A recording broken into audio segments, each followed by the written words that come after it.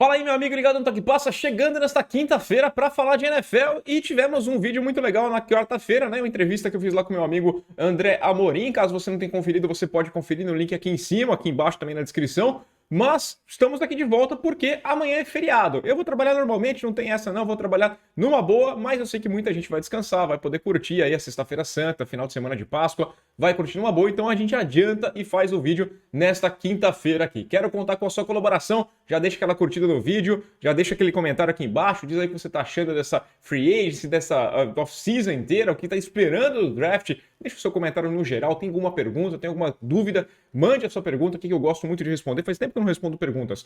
E também já passo aquele convite para você se inscrever no canal e também clicar no sininho aqui embaixo para receber notificação sempre que um vídeo novo for publicado. Além disso, eu faço uma questão de convidar vocês para serem membros aqui do Toque Passa. Se você puder colaborar com o canal, ajuda a gente fazendo parte do clube de membros. Isso aí dá um dinheirinho aqui para a gente conseguir investir mais, para os vídeos ficarem melhores, a gente vai crescendo, o trabalho exige bastante coisa, aqui tem que acordar cedo, preparar o vídeo, editar, botar no ar. Então, se você puder fazer parte do nosso clube de membros, como, por exemplo, quem está fazendo parte aqui agora é o Renan Dias dos Santos Júnior, o mais novo membro do nosso clube. Eu sempre faço questão de colocar o nome de todos eles aqui embaixo. Agradeço de coração mesmo, que já temos um mês de clube de membros e o pessoal tá lá firme e forte, batendo um papo diariamente no nosso grupo, no Telegram. A gente bate um papo bem legal, vale bastante a pena. Então, se você puder fazer parte, seja membro do Toque Passa. E agora vamos nessa. Roda a vinheta. Bom, vamos lá, vamos falar de quarterback hoje aqui, porque a liga só fala de quarterback, né? A NFL é um esporte de quarterback, não tem mais nada no mundo, né? Eu tô sentindo isso daqui, mas tem algumas coisas que são justificadas aqui. O programa hoje é especial, falando apenas e tão somente de quarterbacks. Começando pelo Derek Carr, que chegou a um acordo de uma extensão contratual por mais 3 anos de vínculo com a equipe do Las Vegas Raiders. Tem contrato agora até 2025, se vai ficar ou não é outra história, né? O mundo muda, gira muito rápido, mas ele tem vínculo lá para ficar. É o mais longevo quarterback na AFC, então, cara, é uma coisa para bater palma, né? As informações, os termos desse contrato não foram divulgados ainda pela equipe, né? Pela equipe dos Raiders, mas segundo informações do Jeremy Fowler da ESPN, é um acordo de 3 anos, 121 milhões e meio de dólares, uma média de 40,5 milhões de dólares por temporada. Nada mal para o nosso amigo Derek Carr, que em 2022 estava previsto que ia fazer 21 milhões de dólares, e agora ganhou um aumentinho, vai chegar perto dos 25 milhões de dólares nesse último ano, antes do novo contrato entrar em vigor, né? A extensão é a partir do ano que vem, tem 40 milhões garantidos no comecinho de 2023, nada mal. Olha, parabéns pro Derek Carr, acredito que o Sherm, meu amigo, tá muito feliz com o Derek Carr aí ganhando seu dinheirinho, justo, eu concordo, eu acho que é justo esse contrato, mas uma questão que acho que é bom deixar bem claro aqui, né? 40 milhões e meio de dólares para o Derek Carr. Então, faz sentido o Jerry Jones falar que o acordo lá com o Deshaun Watson deixou ele mais tranquilo com relação ao acordo que ele fez, a equipe do Cowboys fez com o Dak Prescott. Faz sentido, inflacionou, né? O mercado está dando mais dinheiro, o cap aumentou, os jogadores estão sendo valorizados e caras que têm uma certa qualidade, já estão comprovados com sua qualidade, merecem ganhar mais dinheiro. Em 2017, para você ter uma noção dessa inflação, em 2017, o Derek Carr tinha assinado uma extensão contratual de 5 anos com a equipe dos Raiders, de 125 milhões de dólares. Naquela altura, era o contrato mais lucrativo da história da NFL. Agora, ele quase empata esse valor por um acordo de 3 anos. Então, mostra como, né, a liga passou a pagar muito mais. Tá botando dinheiro no bolso. Justo mesmo. Eu gosto de ver jogador ganhar dinheiro, não só os proprietários ganhando aquela bolada. O Derek Carr falou que fez essa estrutura do contrato dele, essa renovação, essa extensão de contrato com os Raiders, se preocupa bastante para permitir que o time consiga manter a sua base, né? Tenha todo mundo. Ele lembrou que em 2017 ele assinou aquele acordo dos 125 milhões e aquilo lá resultou na saída do Khalil Mack, né? Porque aí não tinha espaço, não tinha grana e o Gruden decidiu mandar o Khalil Mack para a equipe do Chicago Bears. Então ele falou, pô, de lá para cá, você for olhar, não é suposição, o time caiu de qualidade, né? A equipe deixou de ir para os playoffs, 2016 foi o último ano de playoffs, a equipe passou a sofrer muito mais e agora tem que pensar em tudo. É importante o quarterback ter essa coisa em mente. Vai ganhar mais, todo mundo tá ganhando mais, contratos maiores, maiores, maiores, mas fatalmente você vai ter que reestruturar em algum momento, porque você vai ter que abrir espaço na cap, você vai ter que ter alguém em volta. Não adianta só você estar com o bolso cheio e seu time não ir adiante, né? Alguns jogadores não tinham essa mentalidade. Vou lembrar aqui do Joe Flacco, depois que ele assinou um contrato, ganhou o Super Bowl, assinou um contrato maravilhoso, e o time, né, se esfacelou porque não tinha espaço para mais nada. Ele estava rico e a torcida estava bem pobre, vendo um futebol americano muito pobre. Pô, é um sinal interessante que você recebe aí do Dave Ziegler, né, que é o general manager, o novo general manager dos Raiders, e também do Josh McDaniels, o novo head coach, que estão apostando no Carr. Até o cara citou que era normal, que ele entenderia se quem chegou agora quisesse ir por outra direção, buscar um outro quarterback, pensar em alguma coisa, olhar draft. Não, mas estão apostando no cara e eu acho que é válido. O cara, pô, ele vai ter a relação dele com o Devonta Adams que chega agora, que vai ser o alvo em profundidade dele. Ele até comentou já que lançar para o Adams como andar de bicicleta, você não perde, você aprender uma vez, vai ser sempre assim, né? Eles já foram companheiros lá atrás nas categorias de base, antes de se encontrarem agora na NFL. Você vai ter o Hunter Renfrow no slot, você tem o Darren Waller, um dos melhores tight ends da NFL, você tem o Josh Jacobs correndo com a bola, é um ataque interessante, o Derek Carr pode fazer uma parte. Ano passado, ele teve 68,4% dos passes completados, 4.800 jardas, 23 passes para touchdown, 14 interceptações e colocou o time nos playoffs, né? Daquela forma, né? Na última rodada, daquele jeito, na prorrogação. Mas vamos lembrar, era um ano completamente atípico da equipe dos Raiders. Conseguir levar esse time aos playoffs foi um feito e tanto de todo mundo, né, da comissão técnica e também do Derek Carr, porque é o ano da confusão do Gruden. Você começa de um jeito, você termina de outro, muda no meio do caminho com uma demissão daquela forma, né, aquela saída do Gruden da forma que foi. Então é interessante sim ver essa movimentação na equipe do Las Vegas Raiders. Agora, tem um quarterback que está insatisfeito, uma situação bem diferente do Derek Carr, que é o Baker Mayfield. Ele deu uma entrevista lá num podcast chamado You Never Know, né, o YNK, que ele falou que está se sentindo 100% desrespeitado pela equipe do Cleveland Browns. Falou assim, abre aspas aqui, né? Eles disseram uma coisa e fizeram outra completamente diferente. Nesse período eu tive 4 diferentes head coach, uma enormidade de coordenadores, né? Que uma mudança, a equipe dos Browns foi de fato uma bagunça. E ele pontuou uma coisa que eu achei interessante. Ele falou, altos e baixos eles vêm e vão, né? Infelizmente é assim quando você está numa estrutura tão desorganizada quanto a equipe do Cleveland Browns. Ele falou, 2019 foi um ano ruim, e foi.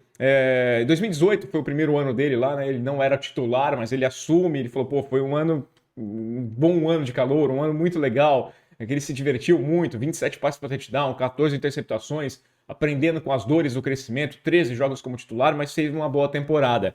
2019 foi um ano ruim, ele teve 22 passes para touchdown, 21 interceptações, mas conseguiu dar aquele bounce back, né? Voltar a jogar muito bem. Em 2020 foi um ano espetacular, um ano incrível, ótimo nas palavras do Baker, vaca nos playoffs, uma temporada com 11-5, 26 passos para touchdown, 8 interceptações, e poderia ter chegado no final de conferência, poderia ter eliminado a equipe do Kansas City Chiefs jogando lá no Arrowhead Stadium, tiveram muito perto de conseguir isso. E aí 2021 foi um ano miserável, nas palavras do próprio Baker, né? Foram 17 passos para touchdown, 13 interceptações em 14 jogos. E eu pontuei aqui, quem acompanha o Toque Passa, quem acompanhou no ano passado, sabe o quanto que eu pontuei que eu achava que o Baker estava forçando a barra. E isso seria ruim para ele. Ele estava pensando na história do contrato, de ganhar um novo vínculo. Eles já tinham feito a opção pelo 5º ano de contrato dele no contrato de calouro. E ele estava querendo esse novo contrato, que o Josh Allen já tinha ganhado, que o Mahomes já ganhou também. E ele não ainda. E estava forçando, sei lá, com medo do Case Keenum, talvez, o Case Keenum mostrar uma qualidade. Ele teve a lesão no ombro, ele estava mal e ele forçou jogando sem ter condições. Todo mundo pedia assim, não, mas você vai avaliar ele, tem que avaliar que ele está jogando no sacrifício. Não me interessa. Sinceramente, não me interessa. O cara entrou em campo, falou que ele tem condições e ele tem que entregar. Se ele não está entregando, eu vou avaliar o desempenho ruim dele ou então deixa o cara. mas pensando em contrato, ele forçou a barra e acabou perdendo a mão completamente. Ele tem um pouco de culpa no cartório, sim, por essa perda. Eu entendo completamente a equipe dos Browns em buscar o melhor cenário para eles. O melhor cenário é um quarterback melhor, como é o caso do Deshaun Watson. Vamos deixar a situação extra-campo fora dessa pintura aqui. Eu quero focar mais no Baker. Qual que é a situação do Baker neste momento? Ele tá lá no elenco dos Browns, mas ele seria o terceiro quarterback neste momento e, claro, ele não vai ficar. A ideia aqui não é que ele fique, né? Mas ele tem um contrato de 18,9 milhões de dólares totalmente garantido neste ano por conta daquela opção de quinto ano. Esse é o último ano de vínculo dele e ele tem esse dinheiro totalmente garantido. Os Browns fizeram essa opção no ano em que ele foi muito bem, 2020, né? Playoffs, pô, esse cara é o meu cara. Quinto ano, tá aqui a grana. Garantiu o contrato completo em 2021 e contrato completo em 2022. E agora não sabe o que fazer com ele. Segundo o próprio Baker, falou assim, olha, talvez a opção mais provável seria a equipe do Seattle Seahawks, mas eu não sei se vai rolar um acordo antes do draft, porque a equipe do Seahawks não quer abrir mão de pique no draft, né? Tem muita coisa para consertar, tá certo eles, então pensa, faz o seu draft e aí no ano que vem você vai lá e não precisa pegar quarterback na primeira rodada, né? Monta o seu time direitinho, pensa o que é e aí conforme for você entrega alguma coisa no próximo ano pelo Baker, né? É melhor do que Drew Lock, sem sombra de dúvidas. O Baker é melhor, talvez não seja o seu futuro, mas você pode abrir mão de uma coisa ou outra. Foca mais no draft. Vamos ver o que vai acontecer com o Baker. É triste, é lamentável. Né? Eu não gosto de ver o jogador nessa situação, porque, como eu disse, né? É ser humano. É um cara que está aguentando essa rejeição lá e não é fácil, não. Né? Fico imaginando aqui aquele número de propagandas que ele fazia como dono do estádio, se ele já deu a chave para o Deshaun Watson, a chave do estádio. Passando rapidamente por um outro assunto relacionado a quarterback, mas que é uma babaquice sem tamanho, aconteceu na segunda-feira. O Ken Newton falou merda. Não tem o que dizer, né? Ele falou, foi um idiota. Mais uma vez, participando de um podcast, o $1 Million Worth of Game, né? Ele falou lá que, mais um discurso machista do Ken Newton falando que mulher... que ele reclamou das mulheres que não sabem cozinhar e não sabem a hora de ficar quieta. Falou que como é que é? Você não sabe quando deixar um homem te liderar. Ele criticou alguns número de mulheres que fazem isso, que não sabem deixar o homem comandar a situação, comandar o negócio. Sobre ficar quieto, o Ken Newton, olha só, hein? Um cara que não sabe ficar quieto, né? Porque em 2017 ele virou para uma repórter também, ele achou engraçado uma mulher perguntando sobre rotas, falando sobre rotas, né? A pergunta era baseada na rota dos wide receivers, e ele, olha só que engraçado, uma mulher falando de rotas.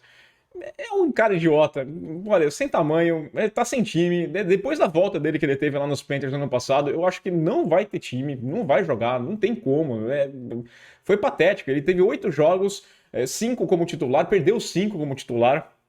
Completou menos de 55% dos passes, teve 4 touchdowns, 5 interceptações, e eu lembro muito bem que na primeira jogada dele ele correu, fez o touchdown e ele ficou lá, I'm back, e parou por aí, né? O I'm back acabou ali, muito mal mesmo que Newton, e também fico me lembrando em 2020, quando ele chega nos Patriots e ele começa muito bem, que tinha lá o papo que ele tinha feito, ele ia lançar um documentário mostrando como foi com o tempo, com a preparação dele depois que ele foi dispensado, e ninguém queria ele, até ele mostrar que ele era o cara. De lá para cá, ele caiu nos Patriots, foi dispensado, saiu, não conseguiu mais nada, e eu acredito que aquele material todo tá lá guardadinho num cofre, e sei lá, quando vai ser revelado, não tem por que revelar, não é um grande quarterback, e principalmente não é um grande homem, tá? Usar o termo correto, é um imbecil de marca maior. Aí sim, ele é maior. E agora vamos falar um pouquinho do draft. Por que eu tô revoltado com a história dos quarterbacks? É porque o draft está se aproximando, daqui 2 semanas, né? Será na quinta-feira, dia 28, o nosso draft. E as conversas de quarterback começam a esquentar, né? O papo de que, pô, esse draft aqui é fraco de quarterback, que não tem muito nome bom, que não tem cara para ser titular. Talvez só o Pickett seja o quarterback para chegar e jogar. Malik Willis tem potencial para ser um cara para ser desenvolvido. Não, o papo já mudou completamente. Você assiste a NFL Network, você ouve podcasts, já mudou. Cara, tem 200 quarterbacks, 32 primeiras picks serão quarterbacks. Todo mundo vai atrás. Outra situação, muitos times já com situações mais organizadas de quarterback, que pegaram no passado, ou que já estão estabelecidos na liga.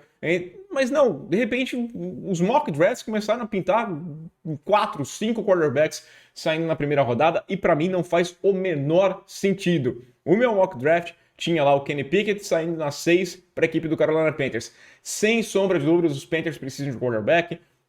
Eles não têm segunda nem terceira rodada, eles têm que buscar, porque não dá para contar com o Sam Darnold. Vai ser um time medíocre mais uma vez, o treinador está pressionado, precisa entregar alguma coisa, vai buscar um quarterback. Para mim, precisa ser um quarterback pronto para jogar. Esse cara seria o Kenny Pickett, né?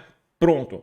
Malik Willis, para mim, eu ponderei várias vezes. No meu mock draft só saiu um quarterback na primeira rodada.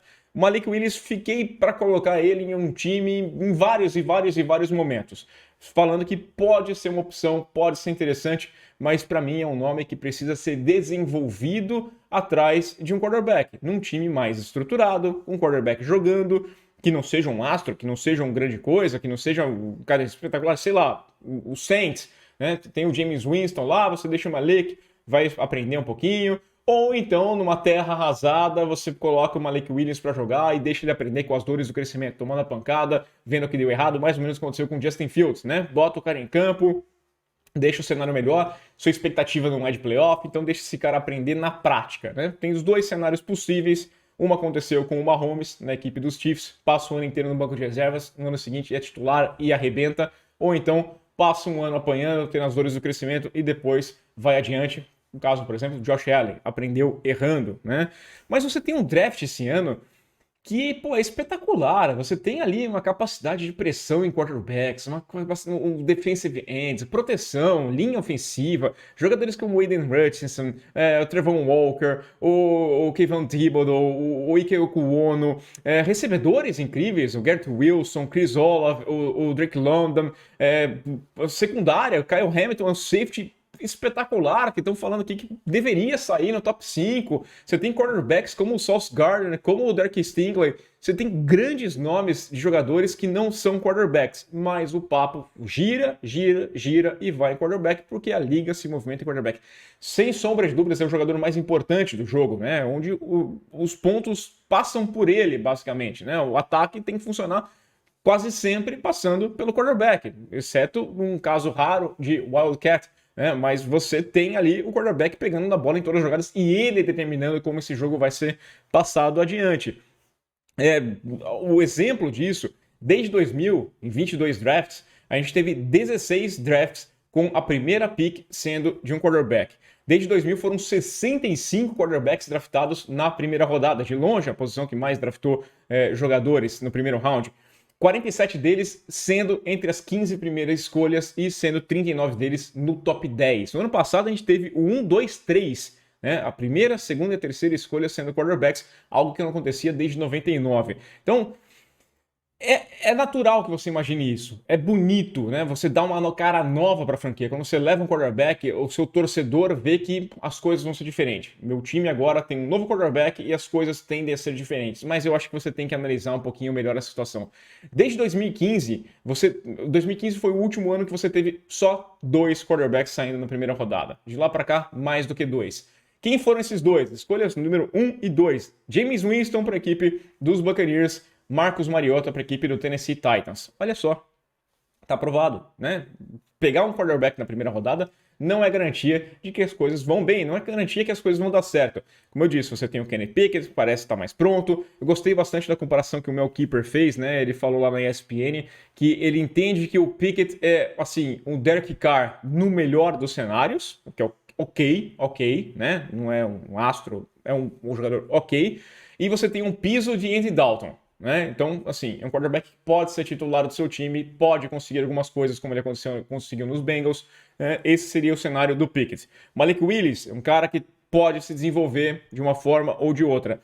Desmond Ridder é um nome interessante de Cincinnati, é um jogador que tem suas qualidades ali, corre bem com a bola, consegue fazer belos passes, em marcação apertada, ele consegue, aquela janelinha curta, assim, ele consegue acertar uns bons passes, mas em alguns momentos ele comete alguns erros infantis. Eu gosto dele, mas eu acho que é um jogador que tem que ficar lá no banco de reservas, tem que se desenvolver, tem que entender um pouquinho melhor o que é a NFL, porque ele telegrafa alguns passes, ele se afoba, ele tem problema na progressão da leitura no fundo do campo, né? Essa situação do Reader, por mais que eu goste do Reader. O Matt Corral é um cara que cresceu bastante no último ano, né, nos papos de draft, era um cara ali para segunda, terceira rodada, ele enfim cresceu e tem gente colocando ele na primeira rodada. Ele é um cara que gosta bastante de correr e trombar, né? Ele tem um estilão de Josh Allen, por mais que ele não tenha tamanho de um Josh Allen para fazer isso, mas é besteira colocar ele na primeira rodada. Se você pegar ele na segunda, na terceira rodada, tá ok. Você tem, assim como o caso do Sam Howell, né, de North Carolina, também é um cara para ser mais adiante. Vamos lembrar muitas afobações que acabaram dando errado. Muitos se comenta que você busca o quarterback na primeira rodada por conta da opção de quinto ano, né? Os jogadores draftados na primeira rodada de um recrutamento, eles têm a opção de um quinto ano do contrato. O contrato vem de 4 anos, você tem no final do terceiro ano, você tem a opção pelo quinto ano. O que isso significa? Quando você faz essa opção no quinto ano, você garante mais um ano de vínculo com esse jogador, aquele salário integral do quarto ano fica integral e tem um salário integral do quinto ano que é baseado na somatória. Aí tem um cálculo todo, se o cara foi pro Pro Bowl, se o cara jogou tantas partidas, isso aí vai determinar o salário dele, que é menor do que um salário de tag, né, de franchise tag, mas ainda assim é um valor interessante para os dois lados. Com relação ao quarterback, vamos lá, Daniel Jones. Daniel Jones é um caso claro de emoção da equipe dos Giants, porque foi buscar um jogador que não era previsto na primeira rodada, buscou muito alto e tá agora sem saber o que fazer com ele. Tá no acabou o terceiro ano de contrato dele, ele tem que, até o comecinho de maio, determinar se vai ter essa opção de quinto ano, não determinou ainda, e tudo bem. Porque depois de 3 anos, se você não tem certeza se esse cara é bom, se você não tem certeza se esse cara merece um contrato, se você não tem certeza se esse cara vai ser a sua franquia, não tem por que você dar um quinto ano, né? Convenhamos. E mesmo algumas certezas. Citei agora aqui o caso do Baker. Depois ali de 2020, todo mundo tinha certeza que o Baker era o futuro da equipe dos Browns. E não foi. Não vai ser, né? Eles deram o quinto ano e agora estão com o bico na mão. Então eu acho que é besteira demais você justificar buscar um quarterback na primeira rodada por conta da opção de quinto ano. Pegar o Russell Wilson. Russell Wilson é um cara de terceira rodada. E é o que é. Foi o que foi na equipe do Seattle Seahawks. Você vai pagar um salário um pouquinho menor até para ele, né? Porque o salário também é baseado na posição que você pegou no draft. E você desenvolvendo bem esse jogador, as coisas vão adiante. Você faz lá um contrato lá na frente com o seu atleta, sem sombra de dúvidas. Dificilmente um bom quarterback vai jogar com a opção de quinto ano. Porque não faz sentido. Você vai querer um vínculo. Se o cara é bom mesmo, você dá um vínculo maior. A opção de quinto ano é uma garantia para os dois lados, mas assim, se muita coisa der errado, mas geralmente o cara chegou lá e as coisas estão indo bem no time, ele vai querer ficar, ele vai chegar a um acordo, o valor vai ser maior do que a opção de quinto ano. Não tem sombra de dúvidas de que é uma emocionada. Me parece muito no fantasy, no draft de fantasy, quando o cara vai lá e busca um quarterback na segunda rodada, busca o Mahomes na primeira rodada, e aí bate aquele desespero, a galera sai louca e buscando todo mundo quarterback, e todo mundo quer um quarterback, mesmo que isso não seja a coisa mais correta a ser feita.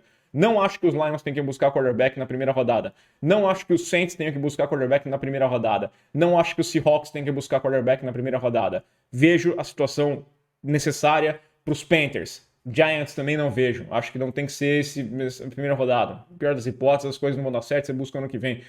Dá para sobrar quarterback bom na segunda rodada.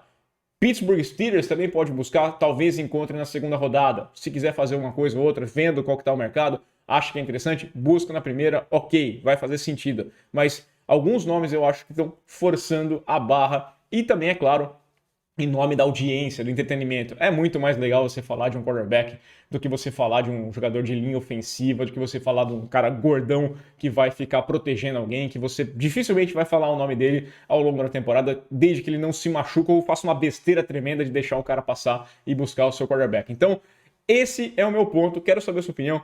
Deixa o seu comentário, curte o vídeo aqui no canal. Seja membro do Toque Passa.